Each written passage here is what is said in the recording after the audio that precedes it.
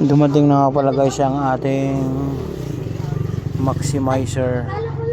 Yan, sa mga may sound system alam nila to. Ito yung nagbo-boost ng bass. Yan. Meron tayong maximizer. Yan o. So bubuksan natin.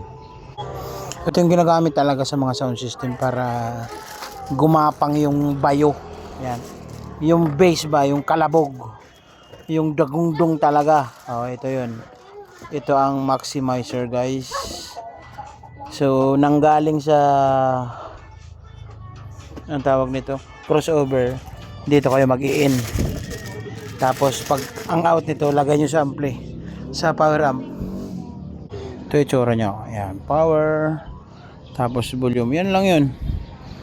Paglabas ng crossover, ipasok nyo sa in dito sa maximizer.